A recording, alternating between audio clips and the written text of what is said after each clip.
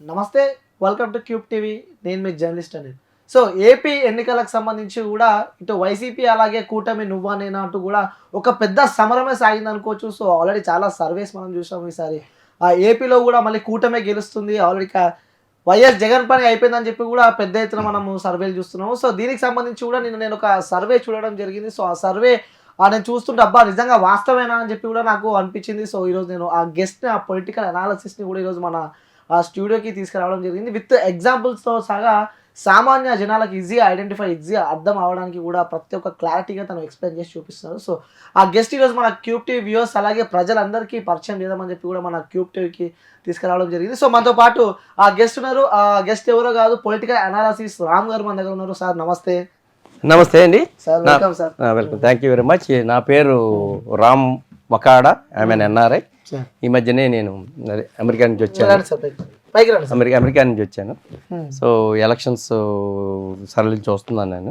వచ్చిన వెంటనే అందరూ రకరకాలుగా సర్వేలు చెప్తున్నారు, కానీ నాకు ఒక ఐడియా ఉన్నది. అసలు ఈ సర్వేలకి సంబంధం లేకుండా ఏంటి అనేది నేను అనాలిసిస్ చేశాను. దాన్ని మీ ముందు తెలుసుకున్నాను. అంటే నిన్న మీ సర్వే నేను చూడడం జరిగింది. టోటల్లీ డిఫరెంట్ ఉంది. అంటే లైక్ మనం చూసిన సర్వేలు అన్నిటికీ కూటమి గెలుస్తుంది, ఈసారి ఏపీలో కూటమి గెలవబోతుంది, ఆల్రెడీ సీఎం కూడా కన్ఫర్మ్ అన్నట్టు కూడా కొన్ని సర్వేలు చూస్తున్నాం.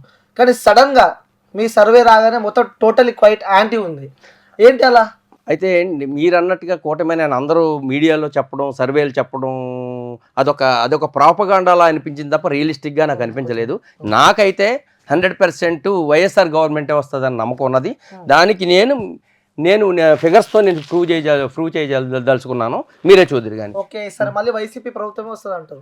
వైసీపీ ప్రభుత్వమే వస్తుంది 100%. అంటే ఎలా మీ అనాలిసిస్ ఏ విధంగా ఉంది? ఓకే, అయితే నేనే మిమ్మల్ని అడుగుతాను. మామూలుగా నార్మల్గా ప్రభుత్వం అనేటప్పుడు గత ఎన్నికలు ఈ ఎన్నికలతో పోలిస్తే ప్రభుత్వ వ్యతిరేకత అనేది ఉంటుంది. సో ఆ ప్రభుత్వ వ్యతిరేకత దాన్ని బట్టి ఇప్పుడున్న గవర్నమెంట్ చేసిన యొక్క వెల్ఫేర్ స్కీమ్స్ని బట్టి వీటి మీద ఆధారపడి ఉంటుంది. నార్మల్గా మీరు ఏమనుకుంటున్నారు, ప్రభుత్వ వ్యతిరేకత ఎంత ఉంటుందని అనుకుంటున్నారు? అంటే జనాలు చూస్తుంటే సార్ వ్యతిరేకత కూడా చాలా ఎక్కువనే ఉన్నట్టు తీవ్రంగా కనిపిస్తుంది. అంటే సుమారు ఒక 10% అనుకుందాం. 10%. మీరే చెప్తున్నారు కదా 10%. మీరు చెప్పినట్టుగానే 10% ఉందంటే గత ఎలక్షన్స్లో వచ్చిన మెజారిటీ ఆఫ్ ద ఓట్స్ని బట్టి వ్యతిరేకత ఎంత ఉన్నది. ఇప్పుడు ఈ గవర్నమెంట్ చేసిన వెల్ఫేర్ స్కీమ్స్, ఆ మెరిట్స్ డిమెరిట్స్ పోల్చి మీకు ఎక్స్ప్లెయిన్ చేస్తాను నేను. మీరే చూద్దరు కానీ. ప్రతి ఒక్కటి ఎక్స్ప్లెయిన్ చేస్తాను డెఫినెట్గా. ఓకే, సో ముందు ఇప్పుడు ఈ 2024 ప్రపోజల్ వచ్చే ఎలక్షన్స్లో 100% జగనే ఎందుకు వస్తాడనేది చెప్పడానికి నేను ముందు 2019లో వచ్చిన ఓటు పర్సెంటేజ్ని బేస్ చేసుకుని మీరు చెప్పినట్టుగా 10% యాంటీ ఇన్కన్వెన్సీ ఉంది, అలాగే మెరిట్స్ ఏంటి డిమెరిట్స్ అని కంపేర్ చేస్తూ మీ ఉన్న డౌట్స్ని క్లియర్ చేస్తూ నేను ఎక్స్ప్లెయిన్ చేస్తాను. సో మనం తప్పనిసరిగా చూడండి. ఇప్పుడు మీరు చెప్పారు కదా, ఇప్పుడు 2019లో ఎలక్షన్ రిజల్ట్స్ ఎలా ఉన్నాయో మీకు ఓటు పర్సెంటేజ్ చెప్తాను. ఎలక్షన్ రిజల్ట్స్ ఓటు పర్సెంటేజ్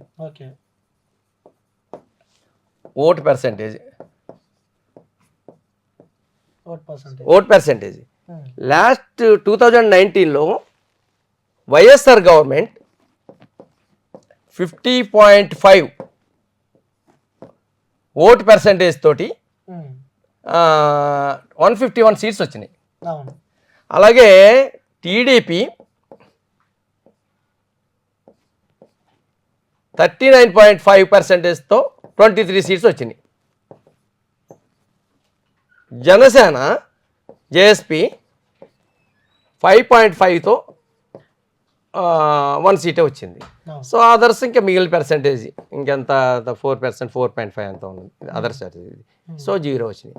అయితే ఇప్పుడు ఈ 3 పార్టీలు, బీజేపీ ఇందులో 1% ఉంది. సో ఇప్పుడు ఈ 3 పార్టీలు చూస్తే ఈ వైఎస్ఆర్ కలిసింది కాబట్టి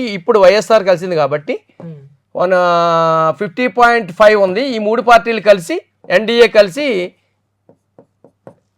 46% అయింది. టోటల్ 4.5% ఎక్కువగానే ఉంది వైఎస్ఆర్కి. అంటే ఏంటి, అప్పర్ హ్యాండ్లోనే ఉన్నది. అయితే మీరేమంటున్నారు, ప్రభుత్వ వ్యతిరేకం ఉన్నది కాబట్టి 10% తగ్గిపోతుంది అంటున్నారు. అంతే కదా. సో 10% తగ్గిపోతుంది అంటే ఇందులో 10% తీసేద్దాం. 10% తీసేస్తే ఆల్మోస్ట్ 4.5 పోతే 45.45.45 అంత ఉంటుంది వీళ్ళకి. అయితే ఇది ప్రభుత్వ వ్యతిరేకత అంటే ఆల్రెడీ ఓటు వేసిన వాళ్ళదే ప్రభుత్వ వ్యతిరేకత. ఎన్డీఏ ఆల్రెడీ వ్యతిరేకంగానే ఉన్నారు కదా. కానీ ఈ అందరూ ఏమనుకుంటారు, ఇక్కడ ఈ మళ్ళీ వీళ్ళకి కూడా ఇదే 46 వస్తుందని అనుకుంటారు, అంతే కదా. అప్పుడు ఏమైంది, 1% ఎక్కువ ఉంది అంతే, అంతకు మించి తేడా ఏమీ లేదు. అయితే ప్రభుత్వ వ్యతిరేకత యాడ్ అయితే ఇక్కడ ప్లస్ అవుతుంది ఇంకా మనకి, అదే చెప్తాను కదా. అయితే ఇక్కడ ఎన్డీఏకి వచ్చేటప్పటికి ఏమవుద్దంటే, ఒకసారి ఓటు వేసిన వాళ్ళలోనే ప్రభుత్వ వ్యతిరేకత ఉంటుంది. మళ్ళీ అలాగే ఒకసారి అపోజిషన్లో ఎన్డీఏకి వేసిన వాళ్ళ దగ్గర ఆ ప్రభుత్వ వ్యతిరేకత ఏముండదు. వాళ్ళు ఏంటి, మళ్ళీ కొత్త గవర్నమెంట్కి ఏమైనా ఫేవర్ ఉన్నదా లేకపోతే ఇంకా బాగోలేదా గవర్నమెంట్ అనేది ఆలోచిస్తారు. వీళ్ళు ఆలోచిస్తే నాకు తెలిసి ఏమైందంటే, వీళ్ళు ఒక 10% మళ్ళీ ఈ గవర్నమెంట్ వేయడానికి అవకాశం ఉంది. ఓకే, అంటే గత ప్రభుత్వం అప్పుడు చేసిన వ్యక్తులు మళ్ళీ చేంజ్ అయ్యే అవకాశం. ఎందుకు అవకాశం ఉన్నదంటే దానికి నేను రీజన్ చెప్తాను. జగన్ గవర్నమెంట్లో ఆయన ఏం చేశాడు, ప్రతి రాష్ట్రానికి ముందు విద్య, వైద్యం, తర్వాత ఉద్యోగం, తర్వాత డెవలప్మెంట్, ముందు ఈ 3 ఫ్యాక్టర్లు important.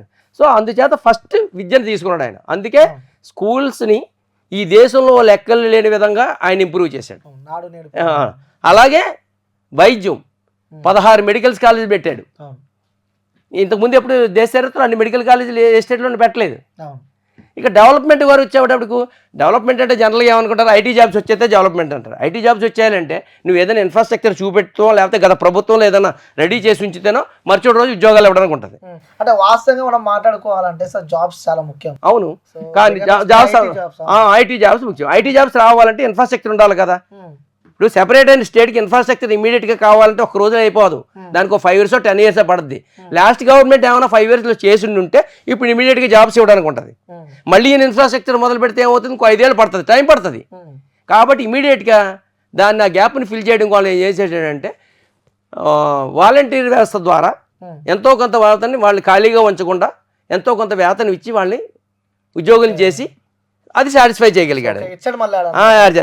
So and at the same time welfare schemes ఇమీడియట్గా కరోనా వచ్చింది, మళ్ళీ వెల్ఫేర్ స్కీమ్స్ ఏమిచ్చాడు ఆయన, ఈ ఉద్యోగాలు వచ్చి వాళ్ళు ఇన్ఫ్రాస్ట్రక్చర్ డెవలప్ అయ్యి ఉద్యోగం చేసి సంపాదించుకోవడానికి కంటే కూడా ముందుగాను వాళ్ళకి ఇమీడియట్ నెసెసిటీస్ ఏమైనా ఆలోచిస్తే ఆయనకి తిండి బట్ట అవి ఇంపార్టెంట్.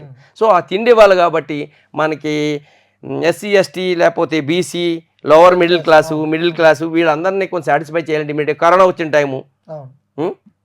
సో ఇవన్నీ కవర్ చేయాలంటే ఇమీడియట్గా వాళ్ళని కవర్ చేయాలి. కాబట్టి స్కీమ్స్ పెట్టి ఆ స్కీమ్స్ ద్వారా అది అవసరం కూడా, అది ఇంపార్టెంట్ అని కాదని ఎవరు చెప్పలేదు. ముందు అవి ఉండాలి, అవి అయిన తర్వాత ఇమీడియట్గా డెవలప్మెంట్ వద్దని నేను అంటున్నా. కానీ డెవలప్మెంట్ ఎంత మేరకు చేయగలిగాడు ఆయన అనేది కూడా మనం ఆలోచించాలి. చేయలేదు రోడ్లు వేయలేదంటే రోడ్లు కూడా వేయలేదు. చూడండి లాస్ట్ గవర్నమెంట్లో ఎంత 30,000 crores ఎంత ఖర్చు పెడితే 43,000 crores ఈయన ఖర్చు పెట్టాడు. అంటే సార్ మనం ఒకటి వాస్తవంగా మనము ఏపీ రోడ్లపైకి వెళ్తుంటే మనకి ముఖ్యంగా రోడ్లు, సో అంటారు అంటే ఒక ఉదాహరణ చెప్తారు కదా, సో ఒక ప్రెగ్నెంట్ ఉన్న అమ్మాయి ఆ రోడ్లపైకి వెళ్తే అక్కడనే డెలివరీ అయిపోతే అంత పరిస్థితి, దీర్ఘమైన పరిస్థితి ఏపీ ఉంది. సో ఏపీ రోడ్లు చాలా దరిద్రంగా ఉన్నాయి. సో అది కూడా చాలా మైనస్ అయ్యే అవకాశాలు ఉన్నాయి. ఓకే, మీరు అన్నది కరెక్టే. ఏపీ రోడ్లు అంత దరిద్రంగా ఉన్నాయంటే అంతకు ముందు గవర్నమెంట్ లోనే ఏమి చెయ్యకపోతేనే కదా. అసలు ఆ రోడ్లు ఇంతకు ముందు వాళ్ళు ఏమో రిపేర్ చేయకపోబట్టే కాబట్టి అంత దారుణంగా తయారండి. సో వచ్చిన తర్వాత మీరు అనుకున్నంత లేదు, మేము వెళ్ళి చూశాను కొన్ని చోట్ల మీరు అన్నట్టుగా నిజంగానే బాగోలేదు రోడ్లు, స్టార్టింగ్ లో బాగోలేదు, స్లోగా ఆయన ఇంప్రూవ్ చేసుకుంటూ వచ్చాడు. End of the road day ఏమైంది, కొన్ని రోడ్లు కాకినాడ లాంటి చోట చూసాం కొన్ని రోడ్లు. ఇదేంటి ఇంకా వేయలేదు, ఎలక్షన్ వచ్చేసింది రోడ్లు వేయలేదు ఏంటి అని అడిగితే, లేదండి గత ప్రభుత్వంలో చేసిన కాంట్రాక్ట్ అండి, వాళ్ళు బిల్లులు రాక లేకపోతే బిల్లులు వాడేసుకుని చేశారని ఒక విధంగా చెప్తున్నారు కొంతమంది. మరి దానికి మనం ఏం చెప్తాం? సో అల్టిమేట్గా ఏంటంటే ఏ ప్రభుత్వం అయినా చివరికి ఓటు వేయడానికి వచ్చేటప్పటికి డెవలప్మెంట్ ఇంపార్టెంటే, కానీ అంతకంటే వెల్ఫేర్ స్కీమ్స్, ఎడ్యుకేషను, మెడికల్ అవి మోస్ట్ ఇంపార్టెంట్ అనమాట. సో ఓటు వేసేటప్పటికి దాన్ని క్రైటీరియాగా తీసుకుంటారు ఎవరు తీసుకున్నా కానీ. సో ఈ మేజర్ ఫ్యాక్టర్స్ని మళ్ళీ వైఎస్ఆర్ గవర్నమెంట్ రావడానికి ఆల్రెడీ ఎన్డీఏ గవర్నమెంట్ అపోజ్ చేసిన వాళ్ళందరికీ కూడా స్కీమ్స్ అందినాయి. సో స్కీమ్స్ అందిన వాళ్ళు ప్రతిఫలం పొందిన వాళ్ళు కంపల్సరీ మళ్ళీ వాళ్ళు వేయడానికి అవసరం ఉంది. ఎప్పుడైతే మీకు ఈ ప్రభుత్వ వ్యతిరేకత ఉన్నదో మళ్ళీ ఈ వ్యతిరేక ఓటు నుంచి కూడా మనకి పాజిటివ్ అవుతుంది. సో అందుచేత ఏమవుతుందంటే మళ్ళీ ఇందులో ఒక 10% వస్తే 4.6 కలిస్తే ఈయనకి, ఇందులో మళ్ళీ 4.6 ఓటు కలిస్తే ఇది 45.45 ప్లస్ 4.6 ఇప్పుడు ఏమైంది 49.6 50.05 సారీ 50.05 అయింది 50.05 అయింది అంటే స్టిల్ మీకు ఆయనకి కావాల్సిన ఓటు బ్యాంక్ వచ్చేసింది. సో ఆ విధంగా మీ పర్సంటేజ్ వెల్ఫేర్ స్కీమ్స్ చూసుకుంటే ఈ విధంగా ఉన్నది. సో ఇంకొక మూడో ఫ్యాక్టర్ ఏంటంటే విశ్వసనీయత అంటే క్రెడిబిలిటీ ఆఫ్ ద లీడర్స్. అరే నిజంగా అది ఇంపార్టెంట్. అది ఆ విధంగా చూస్తే ఏమవుతుందంటే గత ప్రభుత్వంతో కానీ ఈ ప్రభుత్వంతో పోల్చి చూస్తే జగన్ ఆయన వైఎస్ఆర్ నుంచి ఆయన ఇచ్చిన ప్రతిదాన్ని ఫుల్ఫిల్ చేసుకుంటూ వస్తున్నాడు. అరే మన చెప్పింది ప్రతిదాన్ని స్కీమ్స్ని ఇంప్లిమెంట్ చేశాడు ఆయన. సో ఇందులో కరప్షన్ కూడా ఏం అవకాశం లేదు, అంతా డైరెక్ట్గా వాళ్ళ అకౌంట్స్లో పడిపోతుంది. అంటే కరప్షన్ కూడా ఏమీ లేదని చెప్పి మీరు చెప్తున్నారు. మీరు చెప్పండి. ఏపీలో ఉన్న వైసీపీ నుంచి గెలిచిన ప్రతి ఒక్క ఎమ్మెల్యే, ప్రతి ఒక్క మంత్రి, సో అందరి పైన కరప్షన్ చాలా బీభత్సంగా డబ్బులు దోచుకున్నారు. సో జనాల నుంచి తీవ్రంగా వ్యతిరేకత ఉంది ఆ లీడర్ల పైన. ఇప్పుడు మీరు న్యూస్ లోని పేపర్ లోని మనం ఎలా అయినా చెప్పొచ్చు. మీరు నన్ను క్వశ్చన్ అడిగితే నేను ఏదైనా ఆన్సర్ చెప్పొచ్చు. ఎగ్నిస్ట్ గా వాళ్ళ కోసం ఇంట్రెస్ట్ గా ఉన్నది. వాళ్ళు జబర్దస్తంగా అవకాశం ఏది? డబ్బులన్నీ తీసుకెళ్ళి డైరెక్ట్గా అకౌంట్ చేస్తున్నాడు. మీరు అన్నట్టున్నారు కదా డెవలప్మెంట్ లేదని. డెవలప్మెంట్ ఉంటే అందులో కమిషన్లు తీసుకుని వాడుకోవడానికి ఉంటుంది. ఇంకెక్కడ తీసుకుంటానికి అవకాశం ఉంది వాళ్ళకి? మీరే చెప్తున్నారు డెవలప్మెంట్ లేదని. అందులో ఏమున్నది? మెడికల్ కాలేజెస్ వచ్చినాయి, స్కూల్స్ వచ్చినాయి, అది డెవలప్ అయినట్టు కనిపిస్తుంది. అంతే డైరెక్ట్గా వాళ్ళ ఫండ్స్ నుంచి డైరెక్ట్గా ఖర్చు పెడుతున్నారు. సో ఇదంతా యాంటీ ప్రాపగండా తప్ప ఎమ్మెల్యేలు కానీ ఎంపీలు కానీ వాళ్ళు ఖర్చు పెట్టి అందులో కమిషన్ తీసుకునేటంత అవకాశం వాళ్ళకి ఎక్కడా లేదు. ఇదంతా యాంటీ ప్రాపగండానే. యాంటీ కావాలని చెప్పింది తప్ప అందులో వాళ్ళు తీసుకుని చేసడానికి ఏమి కనిపించట్లేదు. సో మీకు ఇంకేమైనా క్వశ్చన్? అలాగే విశ్వసనీయతకి వచ్చేటప్పటికి ఏముందంటే జగన్ ఆయన అనుకున్న ఆయన చెప్పిన ప్రతి స్కీమ్ని ఆయన ఇంప్లిమెంట్ చేస్తున్నాడు. అదే చంద్రబాబు నాయుడు గారు ఉన్నారనుకో, ఆయన 14 years చేశారు. చివరిలో వచ్చిన తర్వాత ఆయన ఫుల్ఫిల్ చేయలేకపోయాడు. మళ్ళీ ఏంటి యాంటీ ప్రాపగండా చేశారు. ఏమని యాంటీ ప్రాపగండా చేశారు? ఇలా స్కీమ్స్ ఇచ్చుకుంటా పోతే ఇది ఏదో నైజీరియా అయిపోద్ది, శ్రీలంక అయిపోతుంది, అయిపోద్దని యాంటీ ప్రాపగండా చేశారు. ఒక్కొక్కసారి ఏమవుతుందంటే విశ్వసనీయత కోల్పోయారనుకో, వాళ్ళు ఏ మాట చెప్పినా అది నెగిటివ్గా రిఫ్లెక్ట్ అవుతుంది. ఆయన ఆ విధంగా ఏమో అయిపోతుందని చెప్పి మళ్ళీ నేను ఇస్తానని మొదలెట్టాడు ఆయన. నేను మళ్ళీ ఇస్తానంటున్నాడు ఆయన. మరి మళ్ళీ నువ్వు ఎలాగ ఇవ్వగలవు? ఈ వాటర్ మైండ్ సెట్ అలా ఉంటుంది. ఇప్పుడు ఒక మాట మాట్లాడి అదే పని చేయదని చెప్పి మళ్ళీ అది ఇస్తుంటే ఆయన మీద నమ్మకం పోయింది. ఇచ్చే హామీలు అన్ని దొంగ హామీలు. వైసీపీ ఇచ్చే హామీలు ప్రతి ఒక్కరు దొంగ హామీలు. సో మా 6 గ్యారంటీలో ప్రతి ఒక్కటి మేము గెలవగానే అమలు చేస్తాం అన్నట్టు కూడా కూటమి చెప్తున్నారు. అదే అంటుంటా. ఇప్పుడు వైఎస్ఆర్ ఇప్పుడు జగన్ ఏం చేశారు? ఆయన ఇచ్చిన ప్రతి నవరత్న అన్నింటినీ ఇంచుమించి 99.9 అందరికీ తెలుసున్న విషయమే. ఏ ఫలానా దాన్ని ఇంప్లిమెంట్ చేయలేదు, ఫలానా దాన్ని ఫుల్ఫిల్ చేయలేదు ఎవరినైనా చెప్పమనండి, ఆయన ఫుల్ఫిల్ చేశాడు. అదే చంద్రబాబు నాయుడు గారికి వచ్చేటప్పటికి లాస్ట్ టైము అన్నవి ఫుల్ఫిల్ చేయలేకపోయాడు ఆయన. మళ్ళీ ఇవి ఇస్తే బీద దేశం అయిపోతుంది, లేకపోతే శ్రీలంక అయిపోతుంది, నైజీరియా అయిపోతుంది. అలాంటప్పుడు మళ్ళీ ఈయన మళ్ళీ అలాగే ఇవ్వగలుగుతాడు, ఇంకా ఎక్కువ బడ్జెట్ అలాగే ఇవ్వగలుగుతాడు. ఇవన్నీ వాటర్ ఆలోచిస్తాడు. ఇప్పుడు రేపు పొద్దున వచ్చింది కాకుండా ఉన్నాయి తీసేస్తాడేమో అని భయం ఉంటుంది ఆయనకి. అంటే గతంలో ఇచ్చిన హామీలు నెరవేర్చలే కాబట్టి సో ప్రజలలో కూడా అది వ్యతిరేకత కూడా ఉంటుంది. డెఫినెట్గా వ్యతిరేకత ఉంటుంది. డెఫినెట్గా వ్యతిరేకత ఉంటుంది. ఎందుచేతంటే ఒకసారి నమ్మకం పోయిన తర్వాత, క్రెడిబిలిటీ పోయిన తర్వాత నమ్మరు. ఆయన ప్రతి పాయింట్ కూడా ఇప్పుడు వాలంటీర్లు అన్నారు, వాలంటీర్ వ్యవస్థ మంచిది కాదన్నాడు ఆయన. మళ్ళీ అదే ఆయన మంచిది నేను ఇస్తానంటున్నాడు ఆయన. అంటే ఆయన నమ్మకం లేదు. ఒకసారి మళ్ళీ రేపు పొద్దున మళ్ళీ వచ్చిన తర్వాత ఇది మంచిది కాదని తీసేస్తాడేమో అని భయం వీళ్ళకి. అందులో కూడా వ్యతిరేకత వచ్చింది కదా. మరి వాళ్ళు ఏదో హ్యూమన్ ట్రాఫికింగ్ అని ఇలాంటివన్నీ బ్లేమ్ చేయడం, వాళ్ళు హర్ట్ అవ్వడం, వాళ్ళ పేరెంట్స్ కూడా హర్ట్ అవ్వడం, ఇలాంటివన్నీ జరిగినాయి. ఆయనకి బయటికి చెప్పలేకపోతున్నారు తప్ప. అంటే ముఖ్యంగా రాష్ట్ర ముఖ్యమంత్రి వైఎస్ జగన్ పైన కూడా చాలా ఆరోపణలు ఉన్నాయి. అంటే భూ కబ్జా చాలా వరకు ఇవన్నీ పత్రికల్లో రాశారేమో కానీ భూ కబ్జా చేశారని ఎక్కడ చూపెట్టండి మీరు? ల్యాండ్ కబ్జాలు అదే మీరు పత్రికలోని న్యూస్ అదే అసలు అది రియలిస్టిక్ గా మీకు ఎక్కడైనా ప్రూఫ్ ఉందా? ఇప్పుడు లాస్ట్ గవర్నమెంట్ ఉన్నది అనుకో, ప్రూఫ్లు ఉన్నాయి. ఇప్పుడు ఒక ఆమె వనజాక్షమ ఆమెని హెరాస్ చేశారు ఒక గవర్నమెంట్ టెంపుల్ అని. అది నార్మల్గా ఏమవుతుందంటే పబ్లిక్ ఇండివిజువల్స్ని ఎప్పుడైనా టచ్ చేస్తే పబ్లిక్లో ఇప్పుడు గవర్నమెంట్లో ఎమ్మెల్యేలు ఎంపీలు వాళ్ళు వాదుకోవడం, రాజకీయ నాయకులు మాట్లాడుకోవడం వేరు, వాళ్ళ మీద వీళ్ళ మీద కేసులు పెట్టుకోవడం వేరు. ఇండివిజువల్స్ మీద అటాక్ చేస్తే ఏమవుతుంది అంటే అదే మైండ్స్లో ఉండిపోద్ది. అరే ఇండివిజువల్ అడిగితే రేపు పొద్దున మనకి ఏమవుతుంది రేపొద్దుట, అరే ఒక ఎంప్లాయీనే హెరాస్ చేశారు. ఆ ఎఫెక్ట్ వల్ల లాస్ట్ టైం చంద్రబాబు నాయుడు గారు ఓడిపోయారు. అది చాలా మైండ్లో ఉండిపోయింది. అరే ఒక పబ్లిక్ ఎంప్లాయీని ఒక ఎమ్మెల్యే రోడ్డు మీద ఇచ్చేస్తే మన కామన్ పీపుల్ మనకి ఏమవుతుంది రేపొద్దుట. ఇవన్నీ లీగల్ ఇష్యూస్. సో ఇలాంటి వాటి వల్లే ఎఫెక్ట్ అయింది. తెల్లవారుజామున ఎవరో ఒక మీడియా పర్సన్ తీసుకుని వెళ్ళిపోవడం ఇవన్నీ జరిగినాయి రియలిస్టిక్ గా. అప్పుడు అంటే జగన్ పైన ఎలాంటి ఆరోపణలు లేవు, కేవలం చేస్తున్న నాటకాలే అంటారు. ఇవన్నీ అది మీడియాలో వచ్చింది. ప్రూఫ్లు ఏమన్నా చూపెట్టండి, ఆరోపణలు ఏమన్నా ఉన్నాయి. ఆయన ఎవరినైనా తిట్టాడా? ఆయన పార్టీ వాళ్ళు తిడతారు, కలవాడు కలవలేదు, తిట్టలేదు. జగన్ అనే వ్యక్తి అధికారంలో కూర్చున్నప్పటి నుంచి జనాల దగ్గరకే రాడు. ఓకే, 3 మీట్లు పెట్టాడు. ఓకే, జనాలతో సరిగా మాట్లాడాడు. ఇప్పుడు కొంతమంది చేతల మనిషి అంటారు, ఆయన చేతల మనిషి, మాటల మనిషి కాదు. ఆయన చేతలో చేశాడు. ఆయన ఇస్తానన్న మాట నిలబెట్టుకున్నాడు. నీకు పబ్లిక్ ని వచ్చి మాట్లాడడానికి అవకాశం లేకుండా అన్నీ ఆయనే చేసేస్తున్నాడు. ఇప్పుడు వాలంటీర్ని ఇంటికి పంపించి నీకు పని చేసి పెట్టేస్తున్నాడు ఆయన. నీకు నువ్వు ఆఫీస్కి వెళ్ళవలసిన పని లేదు, గవర్నమెంట్ నన్ను క్వశ్చన్ చేయాల్సిన అవసరం పని లేదు. అందుకే ఆయన మాట్లాడవలసిన అవసరం లేదు. మాట్లాడవస్తే 3 కోట్ల మంది ఎన్నిసార్లు ఎప్పుడు మాట్లాడగలడు ఆయన? అడ్మినిస్ట్రేషన్ అంటే అది నువ్వు చేయడం కాదు, ఒక లీడరు కొంతమంది చేత చేయించాలి. That is administration. అందుకోసమే జగన్ నేను 24 గంటలు పని చేస్తానంటే అవ్వదు. నువ్వు 8 గంటలు పని చేయి, 8 లక్షల మంది చేత పని చేయించుకో. అలా జగన్ చేస్తాడు అంతే. 100% ఆయన చేస్తున్నాడు. అది వాటర్లోకి వెళ్ళిపోయింది, మైండ్ సెట్లోకి. ఇది యాంటీ ప్రాపగండా తప్ప ప్రతి వాటర్ మైండ్ సెట్లోకి అది వెళ్ళింది. 100% ఆయన గవర్నమెంట్ ఏ విధంగా చూసినా వీళ్ళు ఎన్డీఏ గవర్నమెంట్ ఈ పర్సంటేజ్ని దాటి వెళ్ళలేరు.